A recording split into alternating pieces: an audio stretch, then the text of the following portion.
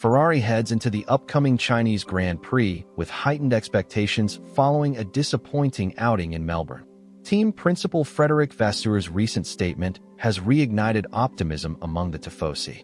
However, with the MCL39 proving to be more competitive than anticipated, the key question remains: can Ferrari narrow the gap under vastly different conditions in Shanghai? And if they succeed, can they reclaim lost glory for Maranello? There's no doubt that Ferrari left points on the table in Melbourne, primarily due to flawed strategy and poor tactical decisions. However, instead of dwelling on past errors, the team is channeling its energy into improvement and growth.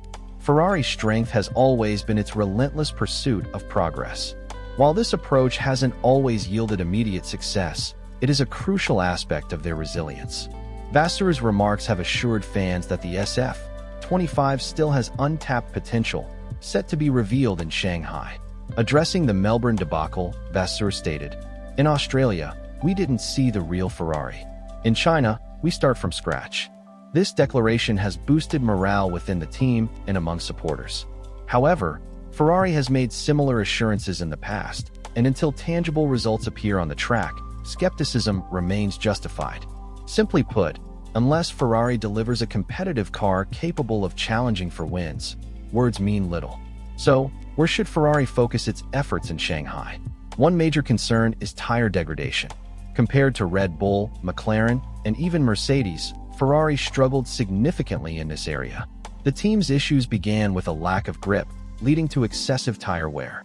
This prevented them from fully pushing and recovering lost ground after a disappointing qualifying session.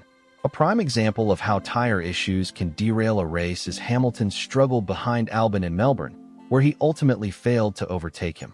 Adding to the concern, Charles Leclerc admitted that Ferrari's race pace was far weaker than expected. This revelation suggests the team may need to sound the alarm. Another key factor is Ferrari's adaptation process. Melbourne's changing conditions exposed vulnerabilities within the team. Fortunately, they won't face the same challenges in China, but that doesn't mean they're free of potential pitfalls. Even with a clear sky forecast, Ferrari must address another critical aspect: communication. Coordination between drivers, engineers, and the pit wall was flawed in Melbourne. In a puzzling turn of events, Hamilton was told that the rain wouldn't intensify, while Leclerc received a conflicting message about an incoming heavier downpour. Despite these differing reports, Ferrari chose not to split its strategy, a misstep that cost them dearly. Such miscalculations cannot afford to happen again if they aim to compete at the highest level. These recurring strategic blunders are why many F1 fans remain skeptical about Ferrari's optimistic statements. Given their history of struggling to resolve fundamental issues, doubt is understandable. Entering the 2025 season as strong contenders alongside McLaren, qualifying P7 and P8 and finishing P8 and P10, despite clear podium potential, is a setback that requires immediate attention. Changing weather conditions played a role, but teams like McLaren and Red Bull executed their strategies flawlessly, proving that Ferrari's struggles were not solely weather-related. China's Grand Prix will feature vastly different conditions than Australia. Cooler track temperatures ranging from 11 to 26 degrees Celsius throughout the weekend, with no rain in sight, present an opportunity for Ferrari to prove that Melbourne was an anomaly. Their primary goal should be to demonstrate that they can bounce back stronger. Until they showcase genuine progress on track, however, all promises remain speculative. Vasseur remains confident that Ferrari will show improvement in just the second race of the season. In Melbourne, they were arguably behind Red Bull, Mercedes, and McLaren, though they matched Mercedes' pace at times. Preseason expectations had Ferrari positioned as frontrunners, capable of challenging McLaren. Instead, they found themselves battling Albon for positions outside the top 5.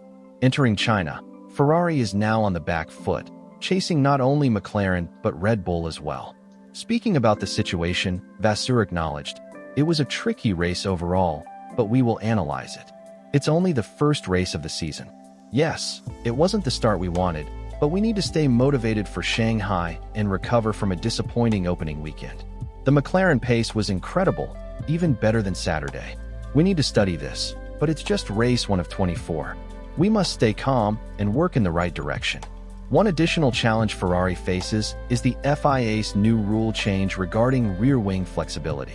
The governing body has tightened regulations, reducing the 2 mm allowance of the rear slot gap to just 0.5 mm, with a 0.25 mm tolerance for China due to the short notice. From Suzuka onwards, there will be zero tolerance, meaning any breach of the rule will lead to immediate disqualification. This is concerning for Ferrari, as they and McLaren have been at the center of debates surrounding rear wing flexibility. During pre-season testing, Pierre Wack hinted that both teams were still exploiting a mini DRS advantage, raising suspicions. Adding pressure to Ferrari is Hamilton's slow start with the team. Scoring just 1 point in his debut with the Scuderia, he is eager to make a strong comeback in Shanghai. However, the reality that many hoped to avoid has set in. Hamilton needs time to adapt to the car. The wet conditions in Melbourne hindered his performance, but with a dry track in China, he should have a better opportunity to find his rhythm. Still, if both he and Leclerc fail to qualify near the front row, another frustrating race could be on the horizon. Hamilton has already suggested adjustments to the SF-25 setup for upcoming races, particularly in how the car handles different sections of the circuit. Additionally, he has stressed the urgent need for better communication within the team. While he and his race engineer, Adami, are still in the early stages of their partnership, it remains to be seen how their dynamic will evolve. Adami has worked with drivers like Vettel and Sainz, but handling Hamilton presents a different challenge. It's only the first race, so judging Ferrari too harshly would be premature. However, one thing is certain. If changes aren't implemented quickly, the team risks falling into a downward spiral that may only be corrected in the following season. If Ferrari fails to improve in the near future, Hamilton may have to wait for the new regulations before launching his bid for an 8th championship. The first chance for redemption arrives in Shanghai.